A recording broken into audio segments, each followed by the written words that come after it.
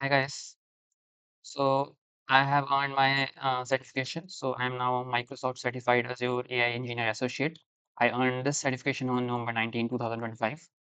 So yeah, today I will be sharing some tips and tricks you should know about before giving the exam. Right? So let's start. So for my first tip, it is like you can see the documentation in the exam, but you need to see it before. Like more is significant thing is that you need to see this before the exam. So let's see it before the exam. So this kind of page will be there in the exam. So if there will be a button on the left, by clicking on that, you can navigate to this documentation, right? But only this will be visible, nothing else. And I don't know, but like I think the search feature is also not available. So you have to manually go to the documentation. So it is more appropriate to familiarize yourself how to use the documentation. So like right now I'm in the documentation of Azure documentation, right? This is a Microsoft documentation. I'm in the Azure documentation. And in the Azure documentation, as you can see here, there are different Azure products, and there are like on the side pane there is AI and machine learning, compute containers.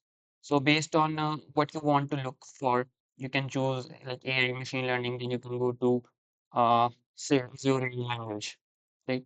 And now here you have different sections. So you should know like what we are looking for. Maybe I'm looking for named entity recognition, and then I go here and afterwards, there are a lot of sections here also. So, are you looking for some concepts? So, if you're looking for some concepts, you should go here. If you're looking for some references, like mostly you will look for references. So, by references, I mean like there are this reference right, and this reference. So, you should know like, where these things are located, right? So, in their reference, there is REST API and SDK, right? So, if I click on REST API, right? So these are different kinds of REST API here, text authoring, CLU. Um, let's click on the CLU one. So after this, this is the version. So you can select different kind of versions. So this API has different versions, right? So you can click any one of them and basically start looking what are the syntax and what are the parameters responses, all those things. So just familiarize yourself with the documentation. Next thing is questions which you should spend time is on mostly related to limits, right? Most of the documentation you will refer is like after you have like given all the answers to the questions and now you're just reviewing the questions. At that time, you should use that documentation to basically see the factual questions. Mostly you will answer the factual questions like what is the upper limit on the storage or how many tokens you can use in this or those kind of things. What is the skew? Those kind of things which you can't remember, right? So those kind of things will be more relevant to this documentation. Next thing is, as obviously you might know this, you should go to this Microsoft Official Learning Pass. So that is like your main learning resource. So it is the top resource, and you should use that.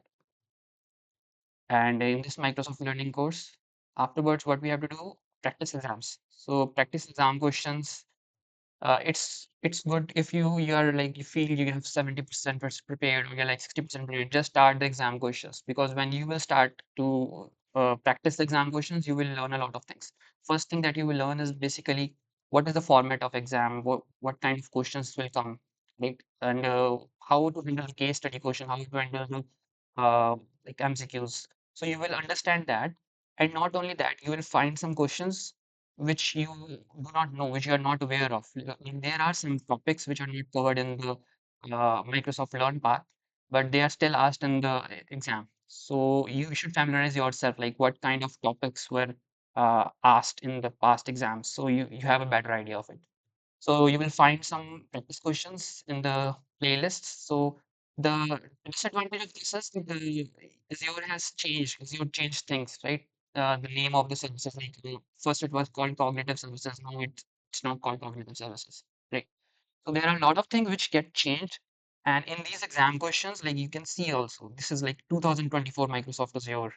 And this, like I can show you the links. So I use this these videos, and these were really helpful for basically getting into that's like what kind of questions will be asked and what will be the pattern of the questions. And there were some topics like Azure AI containers, which were not in the Microsoft official learning path, But when I go through these videos and I try to answer some questions, then I get the feel for that, right? What kind of other questions could be asked.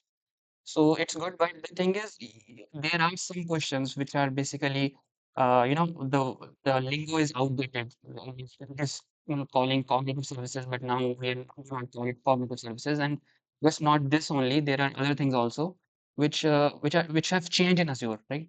So that's why you sometimes feel like you are investing your time on these questions, will they come or not? But you have to do it. You have to just realize that what was in the past and what is now, how it's changed. Because these kind of questions come, and some of these questions are basically related to a different topic. So I will mention these also. So this code with Vivek channel, I used to do sample questions from this and from this, and this was enough for me. But some people also use the exam topics, and I think for first 2 pages it is free, but afterwards you have to pay. So yeah, but this is a good resource, but yeah, you have to pay for it. And then the next thing is exam preparation, like exam questions, and you will find additional topics which are not included in learning paths. So some of those additional topics that I remember are not service. So there is no in detail in the Microsoft Learn paths, like how to use bot service. About AI containers on edge devices. So some of these services can be used locally. You do not have to go to the internet, right? So though still you have to stay connected with the internet in somehow. But yeah, so containers, no Docker. So those AI containers on edge devices. Then evaluations, different kind of evaluations, monitoring, those kind of questions. Then they focus a lot on input output completion token calculations also. So these are different things, like different type of questions, like what is included in completion tokens, which will you be charged for. So those kind of questions you will, once you will do this practice exam, you will get a idea of it. So that is all about the practice exams. So just start doing it when you feel like it's like a 60% ready or 70% ready, so you get a hang of it. And tips before the exam. So before the exam you should for AI 900 and AZ 900, I attended 2-day virtual training. So that was helpful. So I got a voucher code. So just search for vouchers very early, right? Because when you search for vouchers, then you came to know that they will be given to you, but after certain period of time, it will take a time of 1 week or it will take a time of 2 weeks. It depends, right?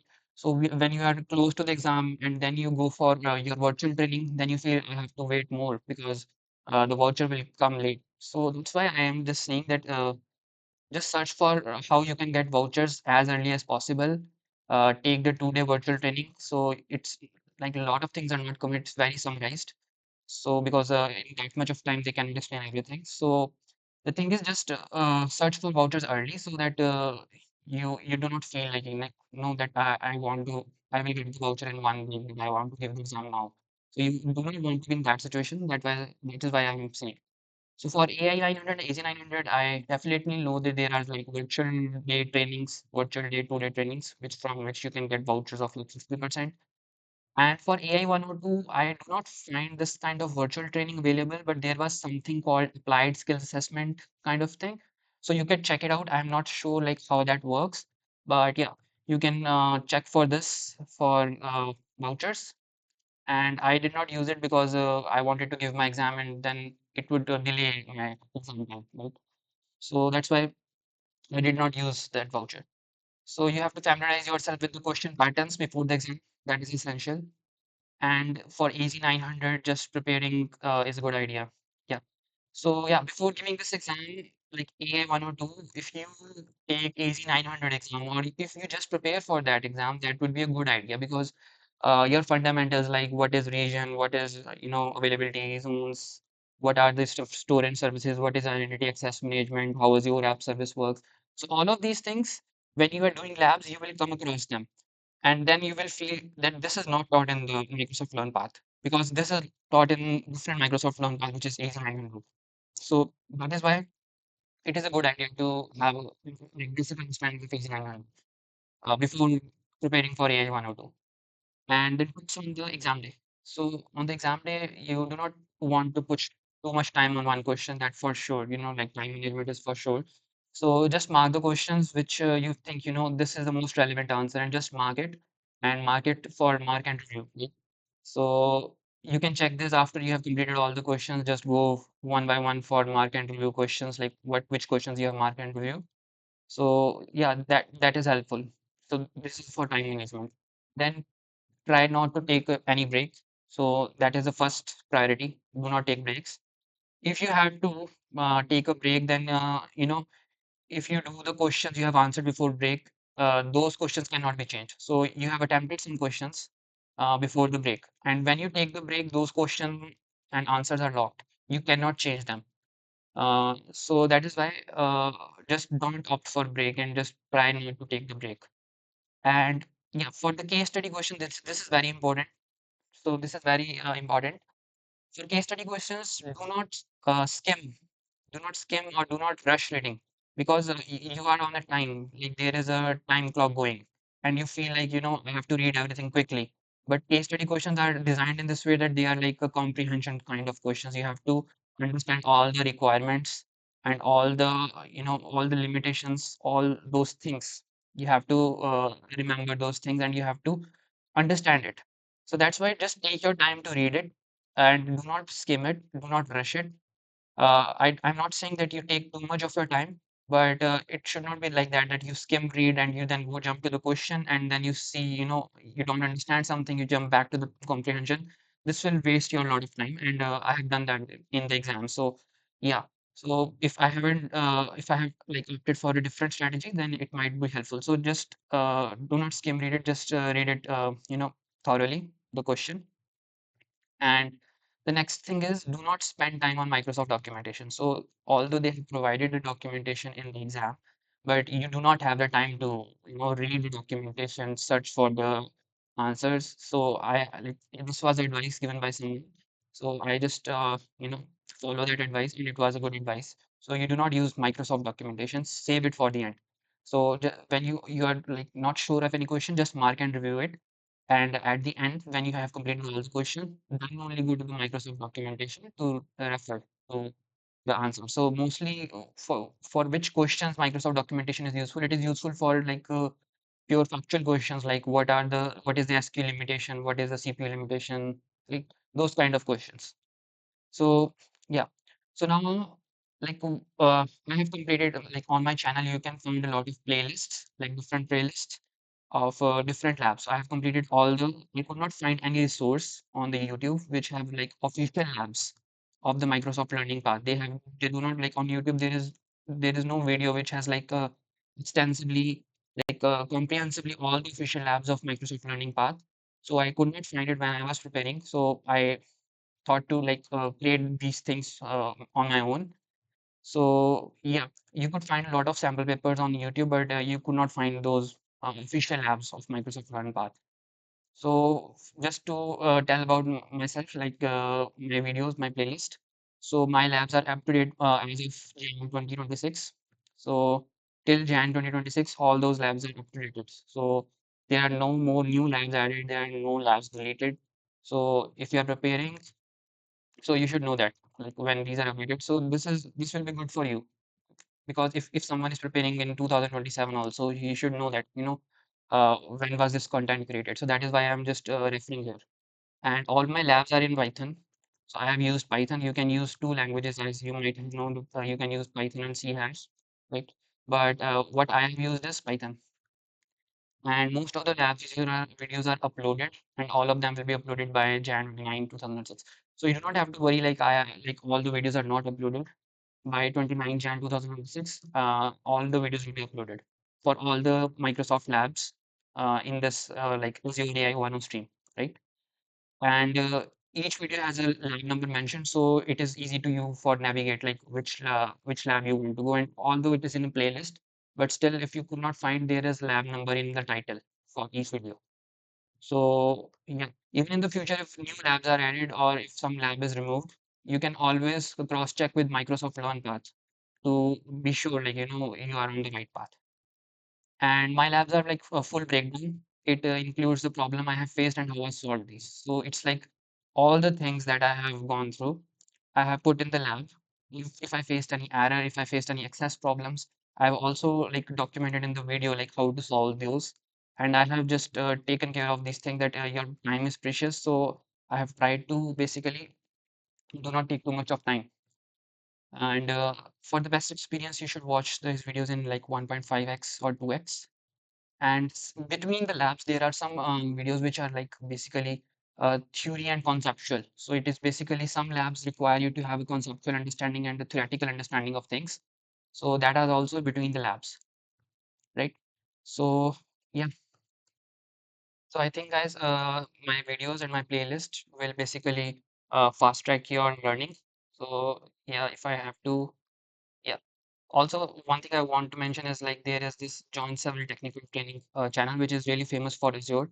Although they do not have a lot of like AI content, but the thing is, they have good content on generative AI, and there is a study cram also. Although the study cram is also updated in two parts. So yeah, that is one thing I want to share. And another thing that I wanted to share is, so this is my channel, Azure AI 102 Academy. So you can see here, these are labs, different labs. So, like right now I have four playlists, but it will be five for the information extraction also. So these are different labs based on like different modules like natural language, computer vision, generative AI, AI events. And in these labs, you can just go through these labs, and like below each lab there is small icons also I have created. And these are the, like you can see that this is a number like lab six and all those things, right? And yeah, you can go through these videos, and I think it will fast track your learning. And yeah, just please guys share, subscribe, and like. And I think you can ace this exam. It's not that it is intermediate level, but yeah, I believe in you, and you can give this exam and really ace it. Yeah, thank you.